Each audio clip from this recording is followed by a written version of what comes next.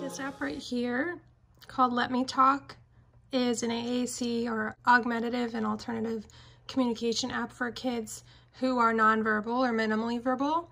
It's available on iPad and Android, and it comes with some pre-programmed folders in here, but you can customize the program to whatever you want. For example, for the food category, it has foods already in here, but you can use your own photos, or you can use photos from the program depending on the level of your student to input those photos into the program and make it more personalized. These are all folders here.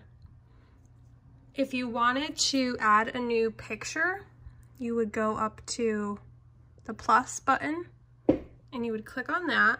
Then you can either search an image from the program, take a picture with the tablet, or add a picture from your personal gallery, or you can add a new category. So that's going to make you a new folder. Let's go to search image first, just so you can see.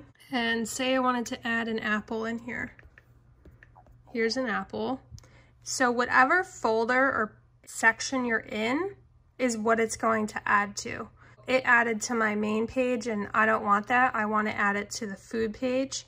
So I would click on that, and then I would hit add, and then it would add it to this section here. Although there's already one there, but this is just a demonstration. So if you hold down the button, you can change the position.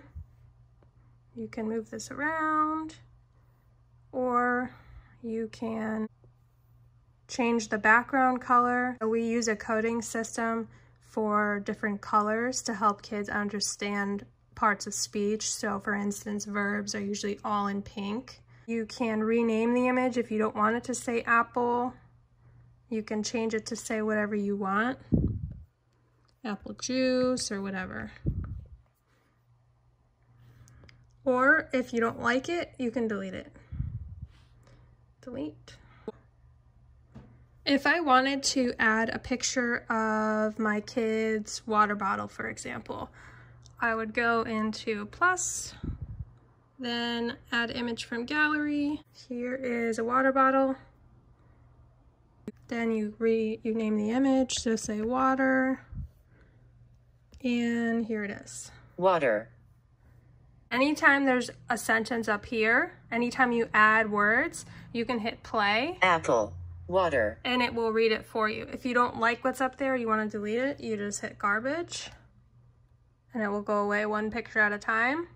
Let's go back to food, for instance. Now we have water down here. So if I wanted to say I want water, you go back to the main page and you could do general and you could say I want, and then food, water, and then press play. I want water. So there's your sentence. Then when you're done, and I like that it goes back to the main screen after you press something. So in the settings section, you can play around with different options. You can change the language. You can save a profile.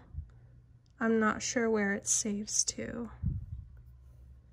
Let's just say DM1. So that's great if your child starts deleting stuff and you don't remember what the profile looked like. You can go in and load that profile back up and it won't be lost forever. You can change it so it doesn't show any words. You can have it say category names, so when you click on something it will say toys or general or whatever. I have that feature turned off. You can also have the sentence at the top remove itself after you press the play button. I personally don't like that option because if you accidentally click the play button and the communication partner hasn't heard what the child has said, then they have to say the sentence all over again and it gets very frustrating. I usually have this feature turned off. This is what I was showing you before, the go back to start category after selecting the word. So that's when you click on a folder. You click on a folder and you type something and it will go back to the main screen.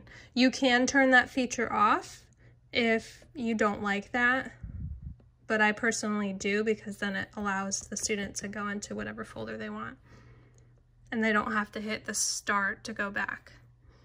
Then you also have show words on the sentence bar, so that's up here if you want it to say the words below the picture. You can change the speech rate if you want it to be faster or slower. You can't add in your own voice though, unfortunately. Password protection, I believe that's for the settings. So when you go into settings, you have to turn the password protection on, and then the student can't get in to the settings to change things around. You can change the image size if you want the pictures to be bigger or smaller, depending on your student's needs. I would try to go as small as possible because then you can fit more pictures on the screen, but you don't want to go too small to where they don't know what the pictures mean. You can also change the size of the image up here in the sentence bar. You can image size and search results. Oh, that's if you're searching for something, you can change the size of the image within the search bar. So that's just some features of this app. So play around with it and let me know what you think.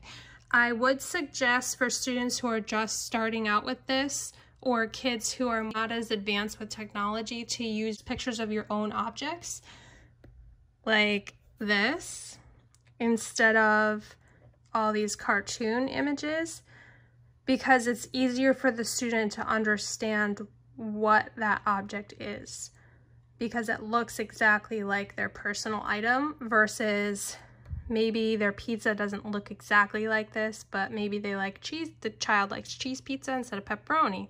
So it's just an easier way for them to understand what these pictures represent. And if they're having a really hard time with that, then I would try that.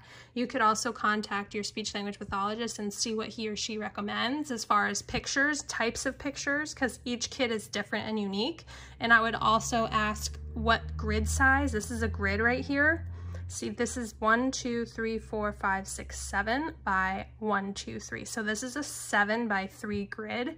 So you can ask your speech language pathologist, hey, what grid size do you think is appropriate for my child? And what type of image should I be using with him or her?